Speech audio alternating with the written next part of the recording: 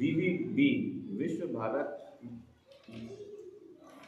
विकसित भारत बिल्डकॉन के लिए हमारे विद्यालय ईपीएस माध्यमिक विद्यालय बरखेड़ा जागीर की तरफ से एक प्रोजेक्ट तैयार किया गया है। आत्मनिर्भर भारत कैटेगरी के अंतर्गत हमने जल संग्रहण वाटर हार्वेस्टिंग के लिए एक प्रोजेक्ट तैयार किया है। देखा है इसकी समस्या ये देखी गई है कि वर्षा ऋतु के बाद जब सर्दियाँ आती हैं और गर्मियों के शुरू होते होते जल स्तर इतना कम हो जाता है, भूमिगत जल स्तर इतना कम हो जाता है कि ट्यूबवेल सूख जाते हैं, हैंडपम्प सूख जाते हैं, कुओं में पानी नहीं रहता और नागरिकों को, गाँववासियों को बहुत दूर दूर तक जाके पानी लेके आना पड़ता है। किसानों के पास खेती के लिए पानी नहीं रहता, सिंचाई के लिए पानी नहीं रहता, जिससे हमारा देश हर वर्ष जूझता है।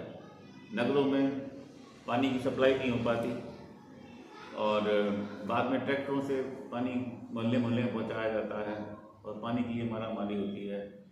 तो इस समस्या के निदान के लिए एक यंत्र की तैयारी नहीं करी हमने, कोई वर्किंग मॉडल नहीं बनाया, एक आइडिया दिया, एक कानून पारित किया जा सकता है जिससे अपन पानी को बचाएं और अधिक से अधिक वर्षा को आकर्षित करें।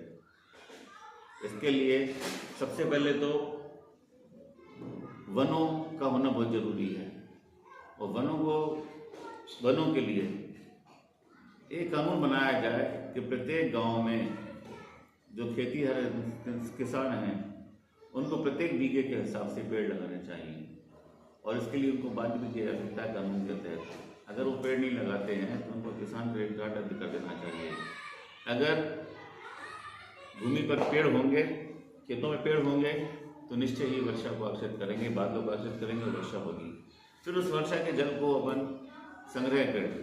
संग्रह करने के लिए खेतों में जहाँ आवश्यकता हो, आवश्यकता अनुसार जहाँ भूमि उपलब्ध होती है, छोटे बड़े तालाब बनाए जाएं, उस पानी को इकट्ठा किया जाए। इसी तरह शहर को भी एक तरह से कंक्रीट का जंगल बना दिया गया है। वर्षा का पानी भूमि के अंदर जा ही नहीं पा रहा है। जब तक वर्षा का पानी भूमि के अंदर नहीं जाएगा तो भूमि का जल स्तर कैसे बढ़ेगा? उसके लिए वाटर हार्वेस्टिंग अति आवश्यक है। एक कानून बनाया जाए जिसके तहत बिना वाटर हार्वेस्टिंग के किसी भी बिल्डिंग को अनुमति ना दी जाए। जो पुराने भवन बन चुके हैं उनमें भी जैसे घर में टॉयलेट बनाए गए थे, उसी की तहत पर दोबारा से सबके घरों में वाटर हार्वेस्टिंग बनाई जाए जिससे कि जल के पानी को भूमि के अंदर संग्रहित किया जा सके। बड़ी बड़ी कॉलोनियों में भी कम से कम 20 बाई 20 का गड्ढा तैयार करके उसमें पानी को इकट्ठा किया जाए, ऊपर से फर्श हो जाए, जो कचरे से बाहर है नीचे पानी इकट्ठा होता जाए। इस तरीके से जल के पानी को रिचार्ज किया जा सकता है और जल की कमी को दूर किया जा सकता है। जय हिंद।